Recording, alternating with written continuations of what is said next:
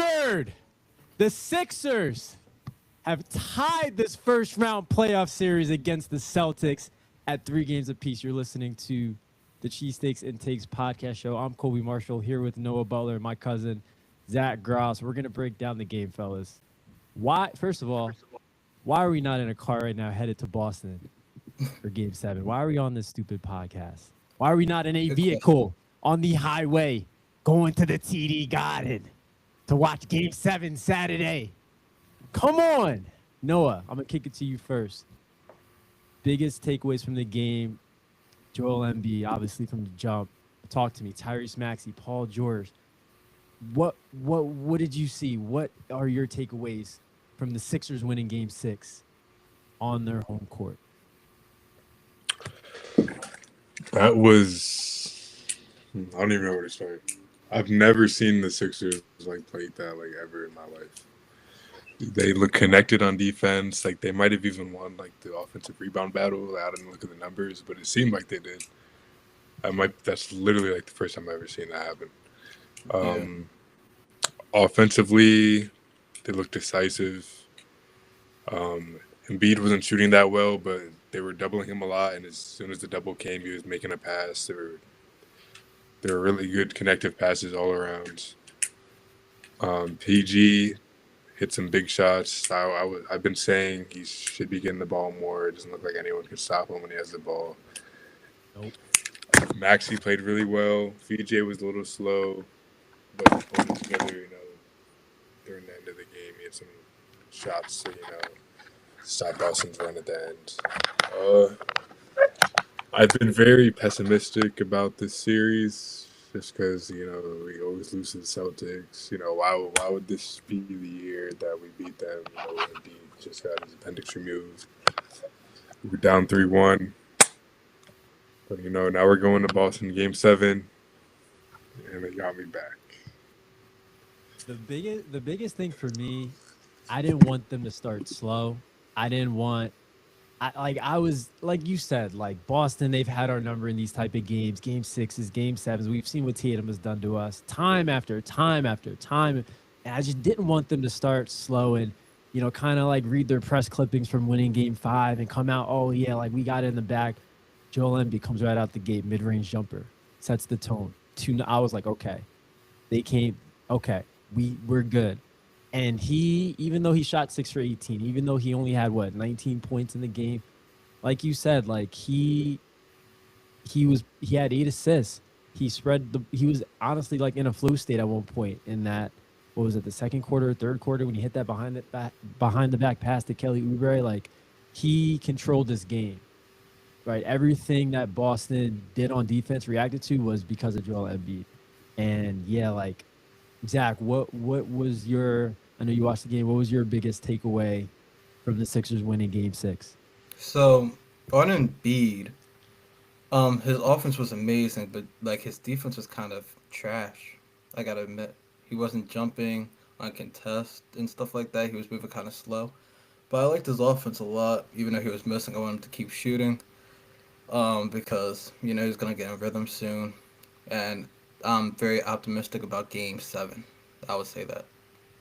Yeah. Yeah, I think that Embiid's defense, especially from hearing what Boston fans have been saying, they like seeing him out there on defense. They don't think that he's going to contest shots. They don't think that he's going to be able to move his feet. Yeah. And I think similar to what you were saying tonight, Game 6, we saw him kind of struggle. Not Game 6, Game 5, we saw him kind of struggle defensively. But I thought that overall he's been holding his own. And even if he's not contesting shots like he used to, he's a presence down there. Yeah. It's about going up. And sometimes that's all that you need is those guys second guessing themselves. And yeah, he doesn't need to be vintage Joel Embiid, and he hasn't been vintage Joel Embiid defensively. He's been far from it, but simply his presence has just meant so much for his team since he's come back. And he has changed this series. I am confident that like you said, I'm very optimistic about Game 7, and they actually have a chance. Anything can happen in a Game 7. Yeah. Game 7s all the time. And that stat that they put up, the Sixers 0-18 in their playoff history in Game 7, or when trailing 3 games to 1. They're 0-18, and I think 0-5 against Boston. I was like, I did not need to see that stat. But the way this team, like, they dominated Boston tonight. Yeah, Like they dominated the Celtics tonight. Right. Like that game should have been a 20-point win if they didn't take their foot off the gas in the fourth quarter. I don't know why they Yeah, did. and I thought like throughout the game they were missing a lot of like easy shots as well that we could have blew them out by even more. Like, I feel like Embiid missed a couple like gimme like shots he usually makes. Yep. Yeah. Oh what yeah, I'm like saying. he was not on at all. Quentin Grimes wasn't even on off the bench. They barely got any scoring from their bench. Kelly Oubre still hasn't he hasn't been shooting like we expect him to. VJ has not been shooting like we expect him to overall. Tyrese Maxey, how about Tyrese Maxey yeah. though? That first half explosion he had between him and Paul George, their shot making is just unbelievable and so fun to watch. And I don't want it to overshadow their defense because I think that's what won them the game is how well they played defensively. They played as one, but their shot making, dude, like Tyrese Maxey, he is a dog. He has shown up consistently for the Sixers in the playoffs in these elimination games, and like you have to feel so confident with him in your backcourt going into Game 7. How do you feel about the coaching? Dude, honestly, Nick Nurse has they're running sets. Yeah, Like they are running offense. I did not expect this at all. Like they look like they look like a team I haven't watched all season long. yeah, They're like there's a point in time in that second half, Paul George, he had those mismatches on Pritchard. He went up, hit a mid range, and they went right back to it. Like they didn't mess around. They ran that team exact set. Like they're treating every possession like it counts. Like you live and die by every possession in the playoffs, and that's how they're treating it. And you're seeing them go back to the same sets that have worked. You're seeing them come up with different offensive sets, they're hunting mismatch. Like this is the first time I've seen them hunt mismatches all season. It's I don't even know. I don't I don't know what to say. Like yeah. why can we have seen this earlier? I don't know, but I'm not mad at it. I'm not mad at it. I'm not mad at it. All right, so Game 7, guys. Noah, I'll kick it to you. Tatum, we saw him get banged up with the calf. I don't know if he'll be 100%. I don't know if he'll play in Game 7. Obviously, I would want him to play. I would want to beat them at 100%. But what are your feelings for Game 7? What do the Sixers need to do to win this game and to etch their names in the history books, honestly?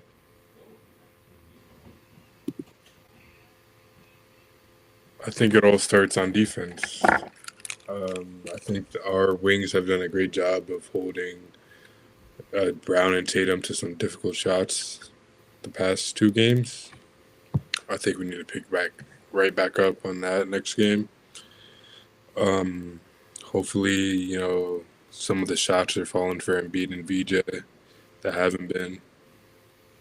I feel like if we just come with that same intensity, I feel like we have all the momentum. I feel like we're also playing with house money here. Like nobody expected us to be winning, or no one expected us to be in a Game 7 here. Most people thought we were gonna get swept. I also feel like this game is like a huge, like this could be a huge like legacy changer for Embiid if like we win, and that would mean a lot to me. Like you can no longer no matter how the rest of the series goes, how Game 7 goes, you can no longer say that Joel Embiid is not a competitor. You can no longer say that he does not want to be out there risking his body for his team. Like what he's done in this series is just unbelievable. And yeah, like you're right, Noah. This could be a legacy game. And I know there is nobody on the planet that would love that more than you, one of the biggest Joel Embiid fans out there. So I am pulling for that to be the case. Legacy game for Joel Embiid. Noah called it. Zach, I know you said you're optimistic. What do you think the Sixers need to do to win Game 7? I think they need to, well, one, keep being aggressive on defense. Make sure, like I want them to be, very. I want them to be, fight for every possession, Gabby bored like Drummond was doing, and I wish, like I said, I Fucking want Andre Embiid to be a Drummond. little, yeah, I want Embiid to be a little bit more, strong on defense, jump on more shots, but I'm not sure, how his health is and stuff like that. So I'm not gonna be mad if he doesn't, but I hope I see that definitely. Gotta see it. Well, guys, stay tuned for our recap of Game 7. Stay tuned for more content. Make sure you guys like, subscribe, follow us on social media. I think I'm gonna stay on for a little bit and talk a little bit more, but you guys can head off. I know it's past your bedtime, Mm. but I want to definitely get into this game a little bit more. Um, final thoughts, final words before you guys get out of here. Sixers in 7. Let's get it. Sixers in 7. All right, fellas. I'll talk to you guys later. All Have a right. good night. Yeah.